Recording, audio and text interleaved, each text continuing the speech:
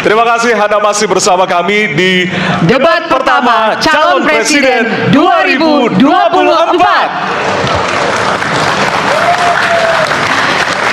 Hadirin, jika pada segmen sebelumnya pertanyaan dibuat oleh tim panelis, maka di segmen ini dan segmen selanjutnya pertanyaan murni dari para calon presiden.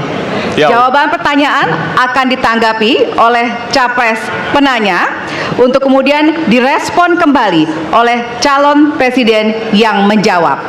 Sebelumnya, kita undang kembali seluruh calon presiden untuk naik ke atas panggung. Kami persilakan Bapak untuk menuju ke panggung utama.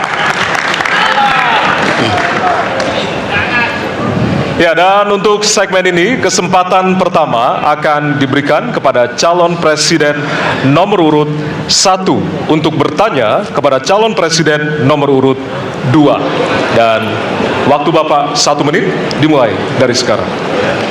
Terima kasih. Pada tanggal 25 Pak Prabowo mendaftar ke KPU sebagai pasangan calon presiden, calon wakil presiden. Sesudah keputusan MK. Dan kemudian di MK dibentuk MK yang hasilnya mengatakan bahwa terjadi pelanggaran etika berat yang menyebabkan keputusan yang dibuat oleh MK secara etika bermasalah. Kemudian Bapak punya waktu sampai dengan tanggal 13 November. Karena di situ adalah waktu terakhir untuk mengambil keputusan bila ada perubahan. Sesudah Bapak mendengar bahwa ternyata pencalonan persyaratannya bermasalah secara etika, pertanyaan saya, apa perasaan Bapak ketika mendengar bahwa ada pelanggaran etika di situ? Baik, waktunya habis. Kami berikan kesempatan kepada calon presiden nomor urut 2 untuk menjawab selama 2 menit. Waktunya dimulai dari sekarang. Jadi Mas Anies, ya memang suatu perkembangan politik itu ada beberapa segi perspektif, ya. Jadi tim saya, para pakar hukum yang mendampingi saya menyampaikan bahwa dari segi hukum tidak ada masalah. Masalah yang dianggap pelanggaran etika sudah diambil tindakan dan keputusan, ya, waktu itu oleh pihak yang diberi wewenang. Kemudian sudah ada tindakan, dan tindakan pun itu masih diperdebatkan karena yang bersangkutan masih memproses. Tetapi intinya adalah bahwa keputusan itu final dan tidak dapat dirubah. Ya, saya laksanakan, ya. Dan kita ini bukan anak kecil, Mas Anies, ya. Anda juga paham, ya. Sudahlah, ya. Sekarang begini, intinya rakyat yang putuskan, rakyat yang menilai. Kalau rakyat tidak suka Prabowo dan Gibran, nggak usah pilih kami, saudara-saudara sekalian. Dan saya tidak takut tidak punya jabatan, Mas Anies. Sorry ya, sorry ya.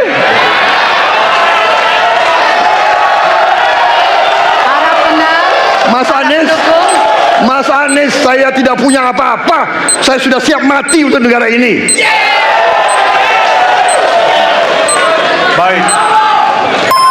Waktu Anda habis, Bapak, dan selanjutnya kami persilakan kepada calon presiden nomor urut 1 untuk menanggapi jawaban dari calon presiden nomor urut 2. Waktu Bapak 1 menit. Dimulai dari sekarang. Fenomena ordal ini menyebalkan. Di seluruh Indonesia kita menghadapi fenomena ordal. Mau ikut kesebelasan ada ordalnya, mau masuk jadi guru ordal, mau daftar sekolah ada ordal, mau dapat tiket untuk konser ada ordal di mana-mana yang membuat meritokratik nggak berjalan, yang membuat etika luntur.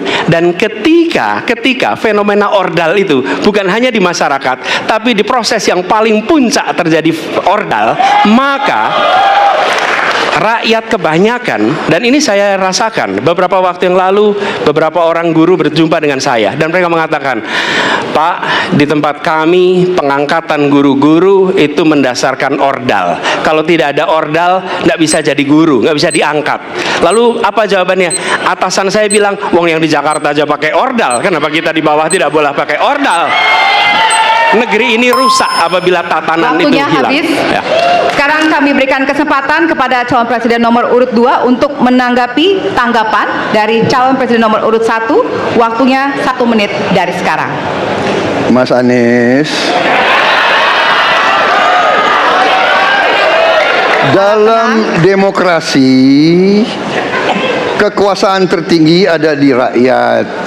Hakim yang tertinggi adalah rakyat. Tanggal 14 Februari rakyat yang akan mengambil keputusan. Kalau kami tidak benar, salah, berkhianat, rakyat yang akan menghukum kami. Waktu masih ada, Bapak? Sudah cukup? Baik, terima kasih. Harap tenang hadirin, kita akan lanjutkan. Ya, kita akan lanjutkan. Dan untuk kesempatan ini kami berikan kepada calon presiden nomor urut 2 untuk bertanya kepada calon presiden nomor urut 3. Dan waktu Bapak 1 menit dimulai dari sekarang. Mas Ganjar punya pengalaman sebagai gubernur. Saya ingin bertanya, bagaimana pemikiran Bapak untuk mengatasi pengangguran yang masih banyak, terutama lulusan sekolah dan sarjana yang belum tertampung. Mungkin pengalaman Bapak bisa Bapak memberi suatu pencerahan kepada kami. Terima kasih. Waktunya masih ada, Bapak ada yang ingin ditambahkan? Baik, cukup. Oke. Selanjutnya kami berikan kesempatan kepada calon presiden nomor urut 3 untuk menjawab selama 2 menit. Waktunya dimulai dari sekarang. Terima kasih Pak Prabowo. Isu ini sangat kontekstual dan saya kira dari pertanyaan masyarakat begitu sulitnya mendapatkan pekerjaan. Ada beberapa poin Pak. Yang pertama adalah membuka ruang investasi yang cukup besar dengan cara memastikan penegakan hukumnya bisa berjalan baik, kepastian hukumnya berjalan dengan baik, transparan, akuntabel, mudah, murah, cepat dalam sebuah layanan. Tanpa itu dilakukan, mereka akan minggat dan mereka akan pergi, tidak mau datang. Yang kedua, ketika mereka datang sudah masuk berinvestasi, katakan pusat-pusat pertumbuhan sudah diberikan kepada mereka oleh pemerintah dengan fasilitasi kawasan industri umpama, insentif pajak umpama, kemudahan perizinan, ease of doing business umpama, maka ketika kemudian itu sudah berjalan, Pak, yang mesti disiapkan adalah SDM. Ketangguhan SDM untuk menjemput itulah yang kita siapkan. Apa itu? Sekolah vokasi, nggak ada yang lain. Dan kemudian SDM inilah yang kita bisa pastikan bahwa mereka sampai dengan 12 tahun mesti sekolah dan gratis. Inilah yang kemudian bisa kita dorong untuk kemudian mereka bisa naik. Ada juga tindakan afirmasi sekaligus untuk menurunkan kemiskinan adalah setiap satu keluarga miskin kita kasih kesempatan satu anaknya sampai ke perguruan tinggi.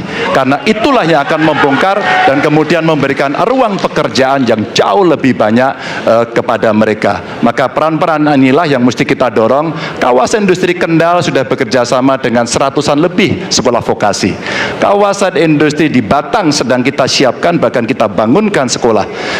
Kerjasama antara pusat, provinsi, kabupaten menjadi begitu penting untuk memfasilitasi itu, dan kemudian tugas kita mensosialisasikan untuk mereka bisa terlibat di dalamnya. Baik. Ya, waktu Anda habis Bapak, dan kami persilakan kepada calon presiden nomor urut 2 untuk menanggapi jawaban dari calon presiden nomor urut 3. Waktu Bapak 1 menit. Saya senang mendengar jawaban itu. Berarti Bapak bisa mengakui prestasi pemerintah Jokowi dalam mengembangkan KEK semua, mendorong hilirisasi, menciptakan lapangan kerja, mengundang investor-investor ke Jawa Tengah untuk menciptakan pertumbuhan ekonomi yang bermutu dan berkelanjutan. Terima kasih. Ya. Waktunya masih ada, Bapak? Cukup. Cukup. Baik, selanjutnya kita berikan kesempatan kepada calon presiden nomor urut 3 untuk menanggapi tanggapan dari calon presiden nomor urut 2. Waktunya 1 menit dari sekarang. Pak Prabowo, terima kasih. Ketika kami merancang kawasan-kawasan industri dan bagaimana percepatan itu kita lakukan, kami duduk dengan para menteri, bahkan kami duduk dengan presiden. Kami punya pikiran yang sama dalam merancang ini karena kita ingin menjemput 2045 sebagai negara maju, negara unggul. Itu yang harus kita ciptakan. Maka ketika kemudian soal setuju tidak setuju, kami hampir 10 tahun. Bahkan proyek-proyek strategis nasional yang ada di Jawa Tengah saya bereskan, Pak. Karena itu bentuk tanggung jawab kami sebagai wakil pemerintah pusat di daerah, dan kami tahu posisi itu agar kita berada dalam satu barisan menjemput keunggulan Indonesia di 2045. Masih ada waktu Bapak? Cukup. Cukup? Baik. Ya, dan selanjutnya kita akan berikan kesempatan calon presiden nomor urut 3 untuk bertanya kepada calon presiden nomor urut 1. Dan waktu Bapak 1 menit dimulai dari sekarang. Mas Anies pernah menjadi gubernur ibu kota. Dan hari ini menjadi isu publik. Saya barusan dari IKN. Mas Anies, dengan berbagai kondisi yang ada di Jakarta, traffic jam, orang bermigrasi, bagaimana polusi yang terjadi, saya ingin dapat statement yang clear dari Mas Anies. Apa pendapat Mas Anies ketika kemudian Indonesia sentris itu ingin dibangun, mimpi besar anak bangsa sejak presiden sebelumnya ingin dibangun untuk memindahkan ibu kota dari Jakarta ke IKN? Silakan. Baik, waktunya masih ada, Bapak? Cukup. Baik, terima kasih. Kemudian kami silakan calon presiden nomor urut 1 untuk memberikan jawaban selama 2 menit dimulai dari sekarang. Kalau ada masalah jangan ditinggalkan, diselesaikan. Itu filosofi nomor 1. Jadi ketika di Jakarta menghadapi masalah, maka masalah lingkungan hidup, masalah lalu lintas, kepadatan penduduk, ini harus diselesaikan. Ditinggalkan tidak kemudian membuat otomatis selesai. Justru ini yang harus dibereskan. Kalau kami melihat, begitu kita bicara lalu lintas, kontribusi aparat sipil negara di dalam kemacetan itu hanya 4-7%. Jadi nggak akan mengurangi kemacetan di sini. Yang kedua, soal lingkungan hidup. Kalau yang pindah itu pemerintah, bisnis, keluarga masih tetap di sini, masih tetap ada masalah. Karena itu kami berpandangan masalah yang di Jakarta harus diselesaikan dengan transportasi umum yang dibangun. Kemudian yang kedua, menambah taman yang dibangun, transportasi umum berbasis elektrik. Dan itu semua dikerjakan untuk membuat Jakarta menjadi kota yang nyaman, aman, kota yang membuat kita bisa hidup dengan sehat. Itu terkait dengan Jakarta. Jadi jangan kita meniru pemerintah Belanda. Mereka punya kota tua. Ketika kota tua turun permukaan, mereka pindah ke selatan, bikin di sekitar Monas, ditinggalkan, masalah tidak diselesaikan. Kita harus menghadapi masalah dengan menyelesaikan. Lalu yang kedua, terkait dengan IKN. Ketika kita memiliki masalah yang masih urgen di depan mata kita, di Kalimantan sendiri, kebutuhan untuk membangun sekolah yang rusak sangat banyak. Membangun kereta api atau jalur tol antar kota di Kalimantan itu urgen. Yang merasakan dari uang itu siapa? Rakyat. Sementara yang kita kerjakan hanya membangun tempat untuk aparat sipil negara bekerja, bukan untuk rakyat dan bukan pusat perekonomian. Baik. Ya, waktu Anda habis dan kami persilakan kepada calon presiden nomor urut 3 untuk menanggapi jawaban dari calon presiden nomor urut 1. Waktu Bapak 1 menit, disilakan. Apakah boleh saya simpulkan kalau begitu Mas Anies dalam posisi yang oposisi terhadap beberapa kebijakan termasuk IKN menolak IKN dilanjutkan? Terima kasih. Cukup Waktunya? Bapak? Cukup. Baik. Baik, selanjutnya kami berikan kesempatan kepada calon presiden nomor urut 1 untuk menanggapi tanggapan dari calon presiden nomor urut 3. Waktunya 1 menit dari sekarang. Inilah salah satu contoh produk hukum yang tidak melewati proses dialog publik yang lengkap. Sehingga dialognya sesudah jadi undang-undang. Dan ketika dialognya sudah undang-undang, siapapun yang kritis dianggap oposisi, siapapun yang pro dianggap pro pemerintah. Kenapa? Karena tidak ada proses pembahasan yang komprehensif yang memberikan ruang kepada publik. Ini negara hukum, bukan negara kekuasaan. Dalam negara hukum, berikan ruang kepada publik untuk membahas sebuah peraturan sebelum dia ditetapkan. Tapi ini nada-nadanya seperti negara kekuasaan, di mana penguasa menentukan hukum dan kemudian dari situ kita berdebat pro kon. Kami melihat ada kebutuhan-kebutuhan urgen yang dibangun untuk rakyat. Kalau hari ini kita belum bisa menyiapkan pupuk lengkap, tapi pada saat yang sama kita membangun sebuah istana untuk presiden, di mana rasa keadilan kita? Oke. Waktunya sudah habis. Ya, dan kami masih ada 1 segmen lagi. Untuk itu kami persilakan kepada bapak-bapak untuk kembali ke tempat duduk masing-masing. Masih ada 1 segmen lagi untuk bertanya dan juga saling menanggapi. Kami persilakan bapak-bapak untuk kembali ke tempat. Pada hadirin, kami mohon untuk tenang terlebih dahulu. Kita akan lanjutkan debat dengan suasana tentunya lebih hangat. Ya. Itu tetaplah bersama kami di Debat pertama calon presiden 2024.